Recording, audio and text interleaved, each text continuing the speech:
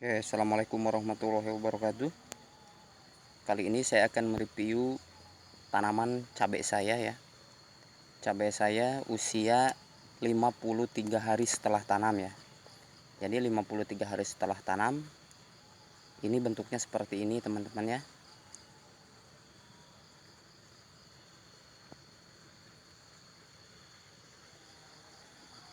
Dengan jumlah 3000 pohon ya. 3000 batang. Untuk jenis cabai ini, jenis cabai pelita 8F1 dari panah merah ya. Ini sudah tampak mulai tumbuh bunga ya di sekitarnya ya.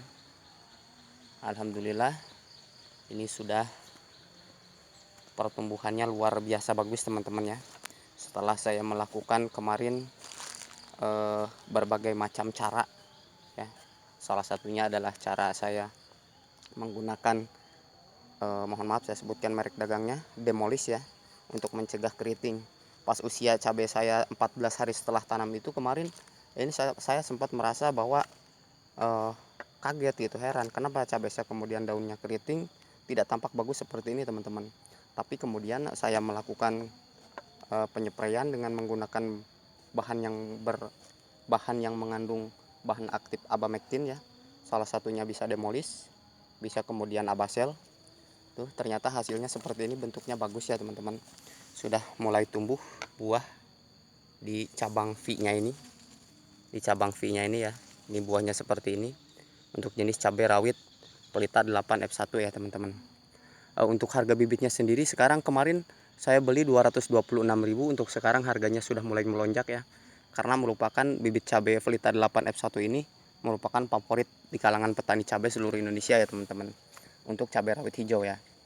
Untuk jenis cabai rawit putih sendiri sekarang yang lagi booming adalah cabai rawit viral dan cabai rawit kaliber ya itu teman-teman. Tapi untuk mencari aman, disesuaikan dengan kondisi lingkungannya masing-masing atau lahannya masing-masing, saya cabai rawit hijau ini lebih cenderung suka saya tanam karena saya cari aman teman-teman ya.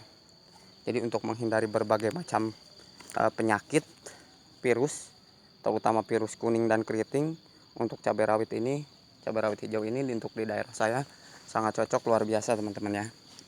Jadi sempat tahun-tahun kemarin saya juga menanam cabai rawit putih, tapi hasilnya agak kurang maksimal dikarenakan buahnya rontok dan daunnya kuning ya teman-teman.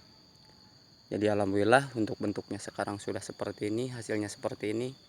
Insya Allah Allah tidak akan mengkhianati hasil kita, mengkhianati usaha kita, karena usaha kita tergantung daripada niat kita, dan Allah tidak menuntut kita kaya, tapi Allah menuntut agar kita selalu berusaha.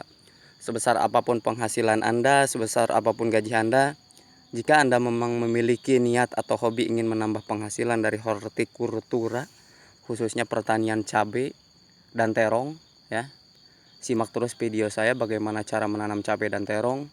Di situ ada mulai dari pembenihan, penyemaian dan tanam, di situ ada di channel saya, Bos Terong Channel ya.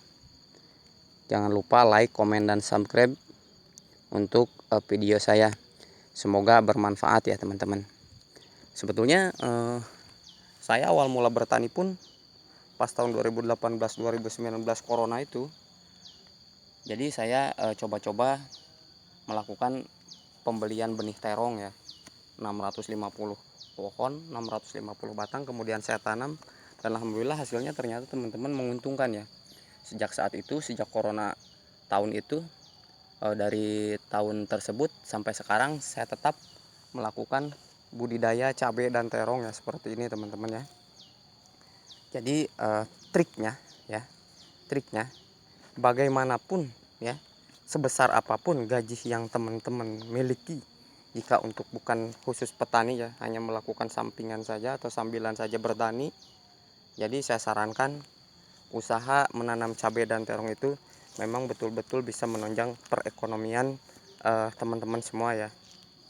Jadi jangan kemudian kita terlena terpaku dengan keadaan kondisi merasa cukup ya, karena sifat manusia itu sebetulnya secara ekonomi itu tidak akan pernah merasa cukup ya. Jadi mensiasatinya bagaimana, kalau memang hobi untuk bertani, menanam hortikultura khususnya tanaman cabai dan terong, maka silahkanlah teman-teman melakukan budidaya tersebut ya. Nah, kemudian banyak juga yang bertanya, Pak, bagaimana kemudian caranya saya tidak memiliki lahan tapi saya ingin melakukan usaha atau melakukan pertanian tanaman terong dan cabai. Zaman sekarang itu zaman serba mudah ya teman-teman. Kemudian ada lahan kosong bisa di halaman rumah atau melakukan penanaman di polybag ya, di pot itu juga bisa. Hanya saja mungkin hasilnya tidak terlalu maksimal atau tidak terlalu banyak untuk dijual ya. Tapi untuk menambah pengalaman dulu, untuk menambah ilmu dulu. Setelah kita tahu bagaimana cara penanamannya, kemudian kita bisa melakukan penanaman di areal yang luas ya teman-teman, seperti itu. Jadi untuk jenis tanaman yang berkayu seperti cabai dan terong ini teman-teman jangan khawatir untuk masalah biaya atau untuk masalah perawatannya ya teman-teman. Jadi untuk perawatan itu kita melakukannya 1 kali untuk pas penanaman.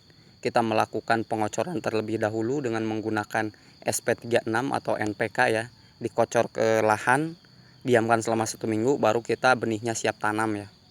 Ditaruh di situ, setelah 14 hari kemudian kita melakukan penyiangan kalau yang tidak memakai mulsa. Kemudian setelah 14 hari melakukan pemupukan ya dengan cara penugalan ya. Untuk penugalan bentuknya seperti ini masih ada ya. Tuh, pupuk-pupuk yang masih tersisa setelah penugalan. Jadi kalau sistem saya untuk melakukan perawatan tanaman cabai ini, jadi setelah 14 hari kita tugal, kemudian usia 21 hari kita kocor ya dengan menggunakan NPK 1616. Kemudian seterusnya 21 hari ditambah 1 minggu itu berarti 28 hari kita melakukan pengocoran. Kemudian 28 ditambah 7 berarti 35 hari kita melakukan penugalan. Jadi konsep yang saya lakukan atau prinsip yang saya lakukan untuk perawatan cabai dan terong itu, jadi rumusnya 21 ya. Dimana 21 itu tugal, kocor-kocor, tugal, kocor-kocor, seperti itu teman-teman ya. Jadi agar memaksimalkan hasilnya dan nutrisi daripada tanaman itu sendiri tercukupi. Nah, di situ kita bisa tahu dan kita paham kalau jenis